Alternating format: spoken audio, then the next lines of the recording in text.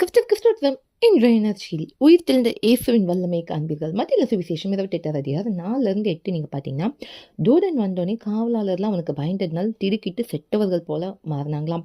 அது மாத்திரம் இல்லை, அந்த ஸ்திரீகளை பார்த்து தூதன் சொல்றான், பயப்படாதீங்க, சிலுவையில் அறையப்பட்ட இயேசுவை தேடுவீங்க, அவர் இங்கே இல்லை, அவர் உயிர் தெழுந்தார், கர்த்தர் வைத்த இடத்தை பாருங்க, சீக்கிரமா எழுந்து போய் நீங்க ஏசு கிறிஸ்து மரித்தோர்ந்து எழுந்தாருன்னு நீங்க சீஷர்களுக்கு சொல்லுங்கன்னு சொல்றாங்க.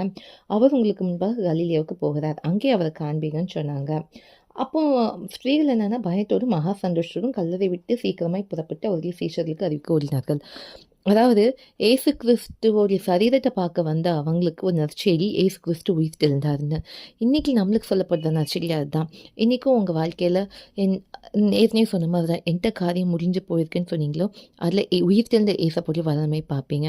உங்களுக்கு என்ன வியாதி இருக்கலாம், என்ன கஷ்டங்கள், போராட்டங்கள், மனக்கலக்கங்கள், கடன் பாரம் எது வேணாலும் இருக்கலாம். ஆனால் ஏசு கிறிஸ்து இன்னைக்கும் ஜீவனோடு இருக்கார். எப்படி ஒரு பிள்ளைக்கு அப்பா உயிரோடு இருந்தால் அவங்க காரியங்களை பார்த்துக்கொள்வாங்களோ, நமக்கு ஜீவனில் தேவன் இருக்காங்க, ஏசு கிறிஸ்து இருக்காங்க. நமக்கு தேவைகளை சந்திப்பாங்க, உங்களை கைவிடவே மாட்டாங்க, நிச்சயமாக உங்களுக்கு கை தூக்கி இருப்பாங்க. இதுவே இந்த செய்தி. தேவனுக்கு மகிழ்ந்தாகட்டும்.